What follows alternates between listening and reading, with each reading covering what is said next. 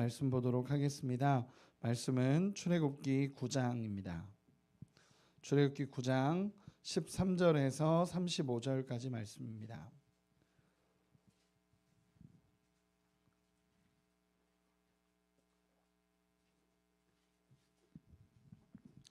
출애굽기 9장 13절에서 35절까지 말씀, 저 한 절, 여러분 한 절, 마지막 절은 같이 읽겠습니다. 저부터 읽겠습니다. 여호와께서 모세에게 이르시되 아침에 일찍 일어나 바로 앞에 서서 그에게 이르기를 히브리 사람의 하나님 여호와의 말씀에 내 백성을 보내라. 그들이 나를 섬길 것이니라.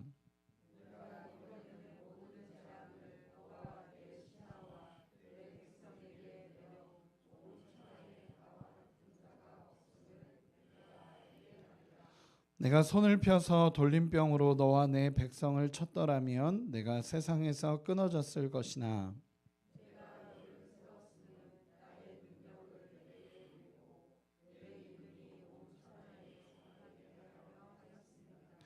네가 여전히 내 백성 앞에 교만하여 그들을 보내지 아니하느냐.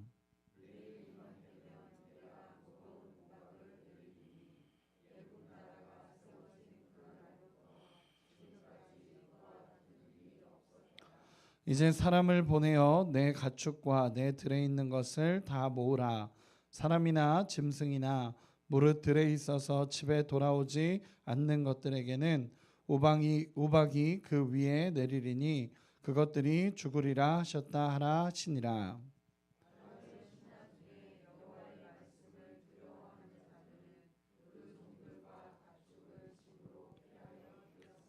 여호와의 말씀을 마음에 두지 아니하는 사람은 그의 종들과 가축을 들에 그대로 두었더라.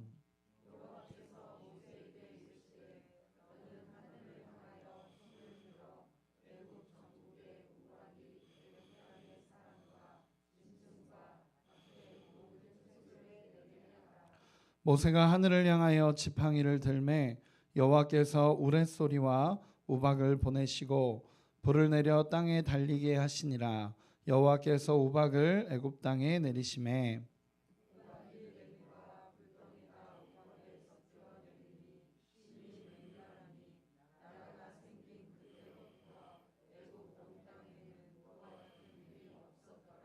우박이 애굽 온 땅에서 사람과 짐승을 막론하고 밭에 있는 모든 것을 쳤으며 우박이 또 밭의 모든 채소를 치고 들의 모든 나무를 꺾었으되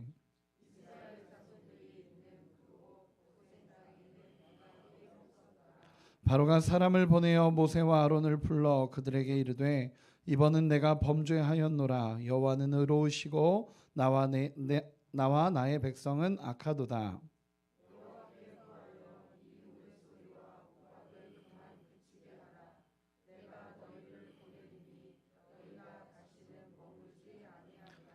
모세가 그에게 이르되 내가 성에서 나가서 곧 내 손을 여호와를 향하여 펴리니 그리하면 우레소리가 그치고 우박이 다시 있지 아니할지라. 세상이 여호와께 속한 줄을 왕이 알리이다.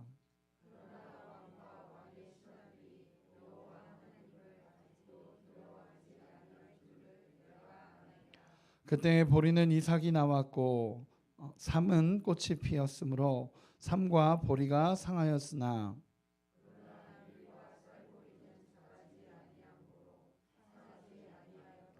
모세가 바로를 떠나 성에서 나가 여호와를 향하여 손을 펴매 우레소리와 우박이 그치고 비가 땅에 내리지 아니하니라.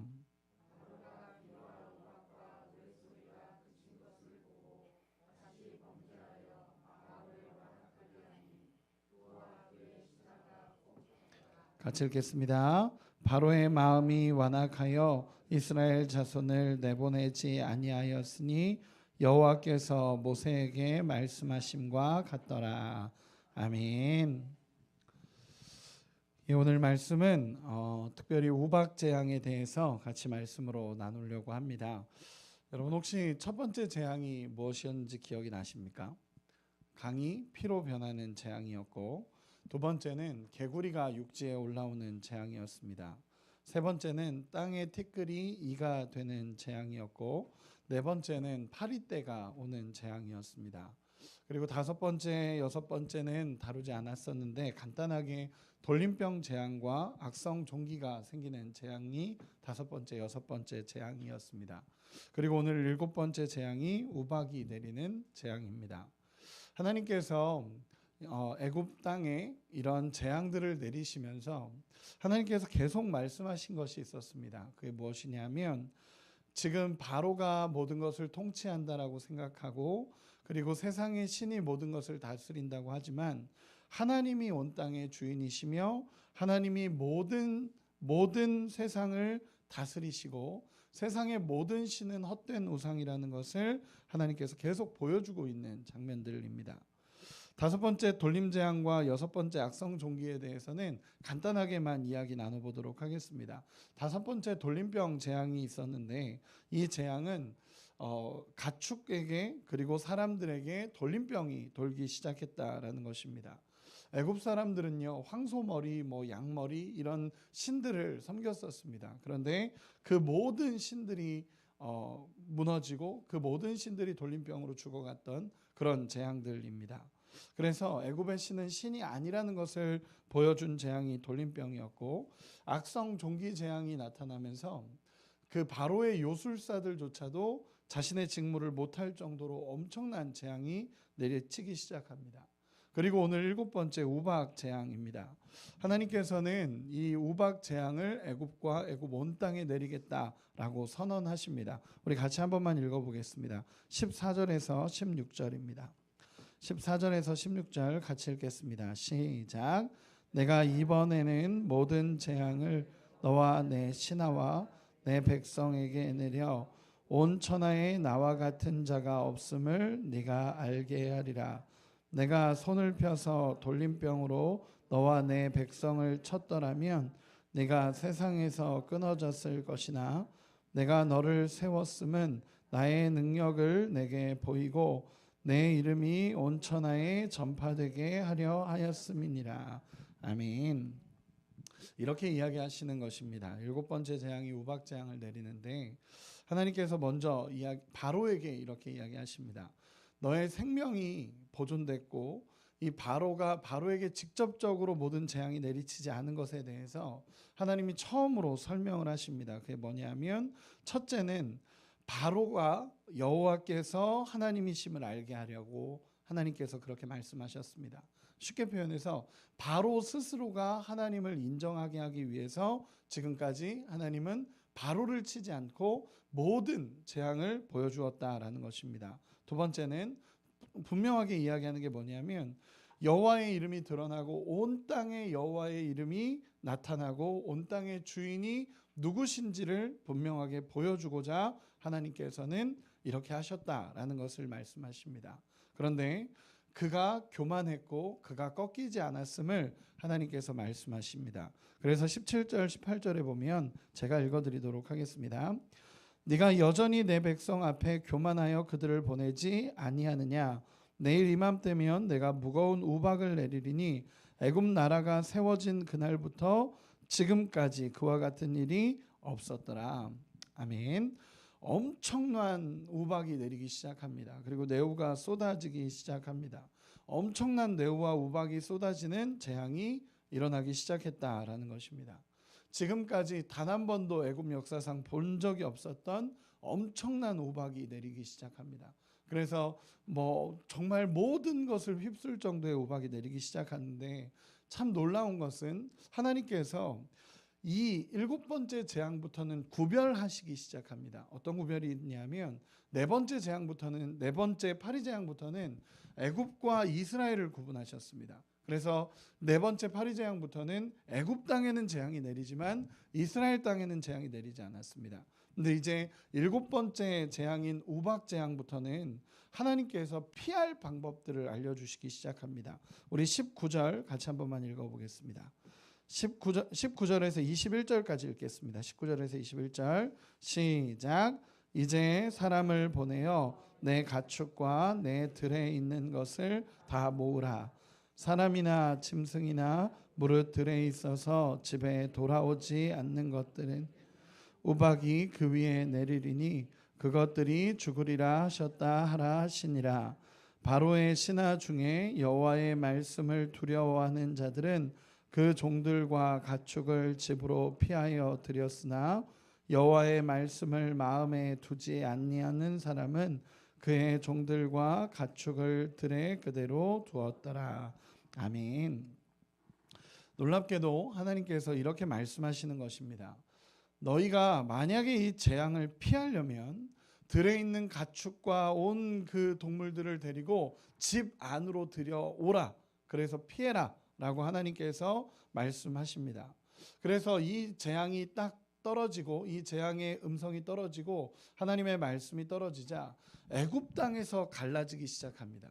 그동안에는 이스라엘과 애굽을 나눠서 이스라엘 백성들에게는 재앙이 내리지 않았고 애굽에는 재앙이 내렸는데, 이제는 애굽의 재앙이 내리는데 애굽 사람들 중에서도 하나님의 말씀을 두려워해서 하나님의 말씀대로 따르는 사람은 재앙을 피합니다. 그런데 하나님의 말씀을 듣지 않고 두려워하지 않는 자들은, 그냥 하나님의 말씀을 무시하고 두려워하지 않는 자들은 결국 그 재앙을 그대로 당하기 시작한다라는 것이 오늘 본문에서 보여집니다. 지금까지의 재앙과 틀렸던 한 가지가 뭐냐면 애굽 사람들 안에서도 구별되기 시작합니다. 애굽 사람들 안에서도부터 구별되기 시작하면서 그들도 하나님을 두려워하면 하나님께서 그들을 건져내시는 장면들이 여기서부터 나오기 시작합니다. 그들 스스로, 하나님이 구별하신 게 아닙니다. 하나님이 너희는 내가 도와주겠다, 너희는 내가 안 도와주겠다가 아니라 그동안에는 하나님 그렇게 하셨습니다. 이스라엘 백성들은 보호하셨고 애굽에 재앙을 내렸습니다. 그런데 7번째 재앙부터는 애굽 사람들에게서도 구별되기 시작합니다. 그런데 어떻게 구별되냐면 스스로가 하나님을 두려워하고 스스로가 하나님을 경외하고 스스로가 하나님의 말씀을 따르겠다라고 하는 사람들에게는 재앙이 피해가기 시작합니다. 여기서부터가 정말 중요한 부분들입니다. 애굽 사람이라고 할지라도 하나님을 경외하고 따르면 구원받을 수 있다라는 것을 하나님이 보여주십니다. 이게 모든 사람들에게 주시는 하나님의 명령이 되는 것입니다. 실제로 나중에 출애굽을 할 때 보면요, 이스라엘 백성만 나온 것은 아닙니다. 이 출애굽이라고 하니까 이스라엘 백성들만 다 나왔다라고 생각하는데 그게 아니라 거기에 보면은 하나님의 말씀을 믿는 사람들도 나오고, 성경에 보면 잡족이라고 표현한 다른 민족들까지도 한꺼번에 다 같이 나옵니다. 그 하나님의 말씀을 따르는 사람들도 나오게 됐다라는 것입니다. 하나님은 당신의 백성만 구원한 게 아니라, 이스라엘 백성만 구원한 게 아니라 애굽 사람들 가운데서도 하나님을 경외하고 하나님을 두려워하는 자들을 건져내시기 시작합니다. 그게 7번째 재앙이었던 우박 재앙부터 나타나기 시작한 모습입니다. 엄청난 우박이 쏟아져 내리기 시작하고요, 뇌우가 쏟아지기 시작하고, 정말 엄청난 우박이 쏟아지니까 사람이, 생명이 걸리는 재앙들이 됩니다. 사람들이 죽고 짐승들이 죽고 농작물들이 다 죽는 재앙이 우박 재앙입니다. 이런 일이 벌어지니까 바로의 반응이 어떨까요? 바로는 27절에 이렇게 이야기합니다. 27절 우리 같이 한 번만 읽어보겠습니다. 27절입니다. 시작. 바로가 사람을 보내어 모세와 아론을 불러 그들에게 이르되 이번은 내가 범죄하였노라. 여호와는 의로우시고 나와 나의 백성은 악하도다. 아멘. 이 바로가 처음으로 이렇게 인정을 합니다. 뭐라고 하냐면 내가 범죄하였다라고 고백하고 여호와는 의로우시고 나와 나의 백성들은 악하도다라고 이야기하면서 여기서 처음으로 자신의 고집을 인정합니다. 그런데 모세는 믿지 않습니다. 왜냐하면 이렇게 표현합니다. 그가 하나님을 두려워하지 않기 때문에 나는 믿지 않는다라고 표현을 합니다. 30절 같이 한 번만 읽어보겠습니다. 30절 같이 읽겠습니다. 시작. 그러나 왕과 왕의 신하들이 여호와 하나님을 아직도 두려워하지 아니할 줄을 내가 아나이다. 아멘. 모세의 눈에는 이게 보이는 겁니다. 지금 당장 하나님 앞에 내가 잘못했다, 내가 진짜 실수했다, 내가 범죄했다 라고 얘기하지만 이 모세의 눈에 보이는 한 가지는 그가 하나님을 두려워하지 않는다는 것입니다. 그가 하나님을 두려워하지 않고 그가 여전히 자신을 신뢰하고 여전히 하나님을 두려워하지 않는다는 것을 모세의 눈에 보이기 때문에 모세는 그 말을 믿지 않습니다. 당신이 하나님을 두려워하지 않기 때문에 결국 진정한 회개가 아니라는 것을 이야기하게 됩니다. 그러나 모세는 하나님께 말씀하고 모세가 기도하자 우박이 결국 멈춥니다. 그리고 이 우박이 멈추니까 어떻게 되죠? 여전히 바로는 마음이 완강해지기 시작합니다. 마음이 완강해지고 또다시 그의 완악함이 드러나기 시작했다라는 것입니다. 여러분, 중요하게 알아야 할 것이 있습니다. 우리가 회개다라고 얘기할 때에 정말 중요한 부분은 뭐냐면 하나님을 두려워하는 회개가 우리 안에 있어야 한다라는 것입니다. 하나님을 두려워할 수 있어야 됩니다. 그 심판자 하나님, 그 위대하신 하나님, 거룩하신 하나님 앞에 그 두려움 앞에서 회개하고 하나님 앞에 엎드리는 은혜가 있어야 합니다. 우리 안에도 그런 은혜가 있기를 소망합니다. 우리 하나님 사랑이시죠. 당연히 사랑이십니다.